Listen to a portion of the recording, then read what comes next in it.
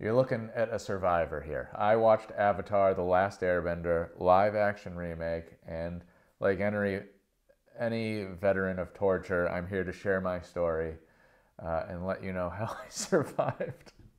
Honestly, it wasn't that bad, but as a huge fan of the original, there were lots of moments that just made me go, this could be so much better. So not to totally knock the live action, there were lots of positives, things they got right. But as a huge fan, it just hurt to watch. I would not have finished the series if I didn't want to talk to you about it. So I did finish it, and I got a lot to say, so let's go. Now, if you aren't familiar with Avatar: The Last Airbender, let Daddy Clark here give you a little rundown, a little breaky, little explanation of the lore, the myth. It's kind of a fantasy adventure where the world is divided up into four nations, right? You got the Water Tribe, the Fire Nation, the Earth Kingdom, and the Air Nomads. And each of these four sects has abilities that control the elements. Like firebenders can shoot fire, earthbenders can fly and control air, waterbenders can move water and ice, and the fourth one is the one I forgot. I don't remember which one it is, but you can do the math on that for yourself. Basically, the overall lore is that the Fire Nation is trying to destroy everyone, much like Darth Vader. And there's one guy that can save them all, called the Avatar, who's been missing for 100 years. And if you didn't know, it started as a cartoon on Nickelodeon in like early 2000s, and it is phenomenal. The writing is on point, the comedy is consistent, there's such great character development. I highly recommend watching the original. It's on Netflix, and you're gonna love it. All right, so with the live action, let's talk about what they got right. I'm pretty sure you could ask any fan of the Avatar series what they thought of the CG, and the resounding answer would be breathtaking. It's magical. Watching it, it makes your imagination explode with what fire bending and water bending could be like if it was in the real life, man. It made me wish I could go out to my above ground pool and wiggle my fingers to get all the algae out. You know what I mean?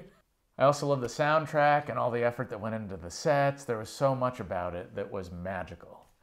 And then there were moments that didn't hold up to the good parts, right? The biggest one for me was the story. The story felt super simplistic. A lot of times I felt like I was watching a daytime soap opera, like Days of Our Lives or like General Hospital. They simplified everything so much. And I say that because a lot of the writing was very surface level.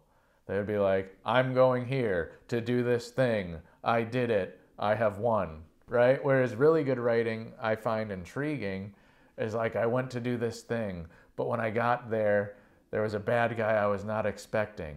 But then I agreed with the bad guy's motives and we worked together. Like, that is awesome writing. And don't get me wrong, there were episodes that had standout moments like that. Like episode 3, which was written by Christine Boylan. Oh, it was so good. There were so many twists. And if every episode was written with that clever amount of writing, I think we'd be talking about a totally different show. And I'm sure the writers that worked on this are very talented. I'm sure they got great resumes. Maybe it was rushed. Maybe they didn't have time to tie all the episodes together as well as they wanted to. I mean, you guys saw that the original creators of Avatar were on board and got canned last minute over creative differences, right?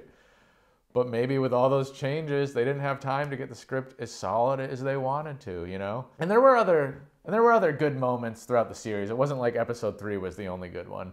Like there was a moment in episode 6 where one of the villains, Zuko, explains how he got a scar on his body. And there was so much passion in that made you care and feel for the characters that, you know, that just stood out to me as like, oh, this is good TV right here. This is good Netflix.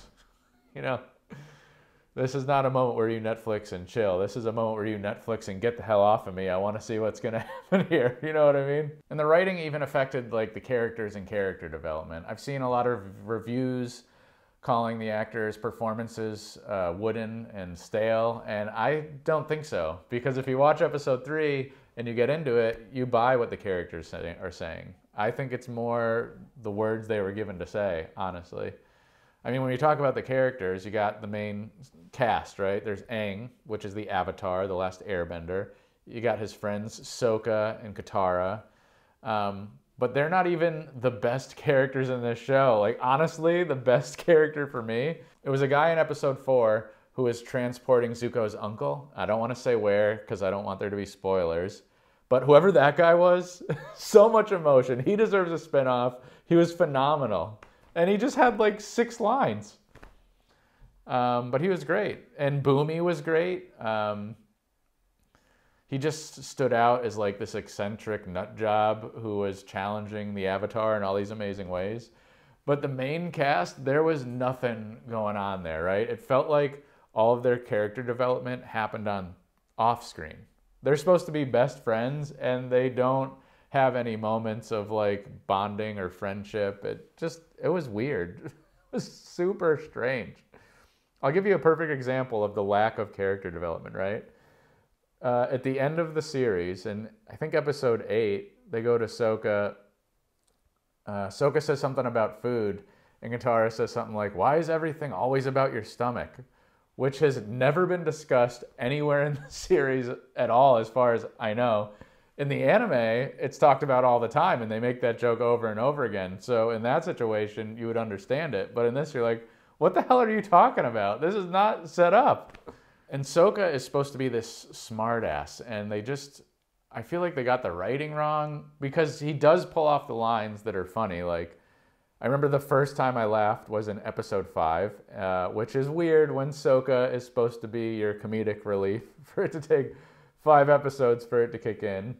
But it was the scene where he's fighting a monster, and he says, "Hey, pick on someone your own size." And his delivery is so on point when he's like, "Oh, I didn't mean me."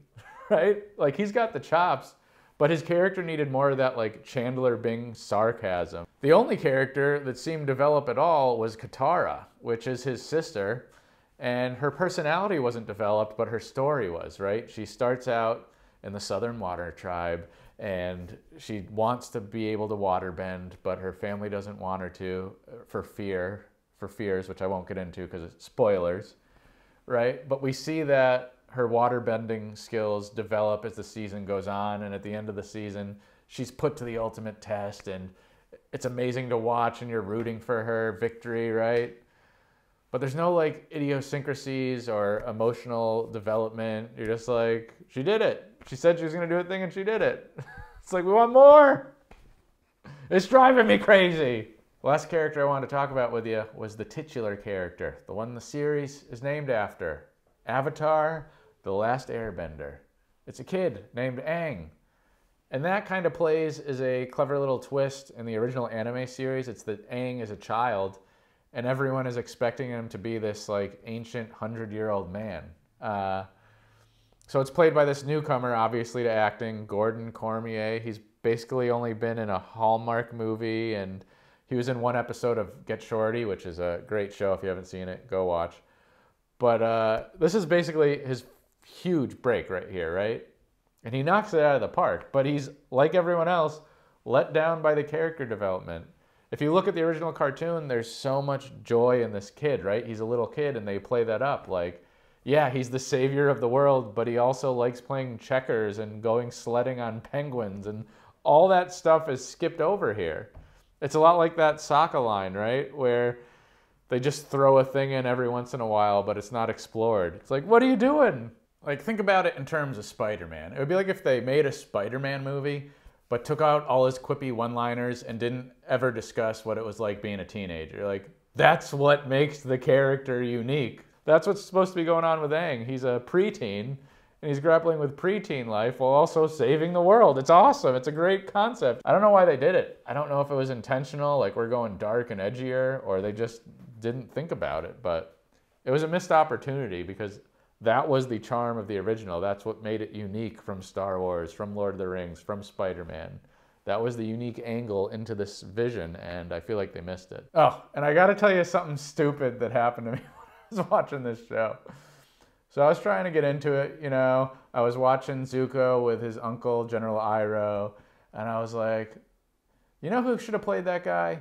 The guy that played the dad on Kim's Convenience. Whoever was that guy, he would be way better in this role.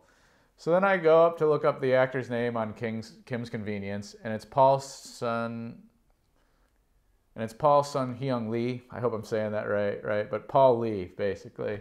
And I'm scrolling through his credits, and I'm like, he would be so much better in this role. And then I realized it is the guy from Kim's Convenience. I just was so stupid I couldn't figure it out with makeup.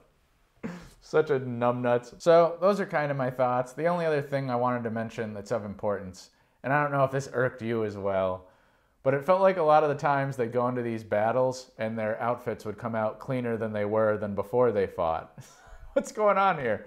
I thought Aang was an airbender, not a dry clean bender. What is happening? Why is his outfit shinier and orangier than it was before he got water blasted at him and burnt to a crisp? It makes no sense, and it drove me crazy. I really hated it. And I think that kind of summarizes my entire feelings of this show. It's like, it's polished, it looks nice, it is the thing, but there are things that just don't make sense, and they bothered me. Would I watch it again? Definitely not. Will I watch a season 2? I would, because I have hope that they learn from this and they have more time to work on it and they make something that is closer to the source material. I mean, if there's any positive from this, it's that people that have never watched the original have an entryway to it, and maybe they'll go back and watch it, because it is just a way better show, the original. And that's no knock on the new one. It's just, there's so much more detail and thought and nuance, and it plays with your expectations a lot, and it's just a really satisfying watch. So if you're coming into this wondering if you should watch it, I'd say go watch the original instead. You'll have a way better time. The animation is dated, but the thought that went into it is just so elevated that you forget the dated animation and you just enjoy. It's beautiful. I love it.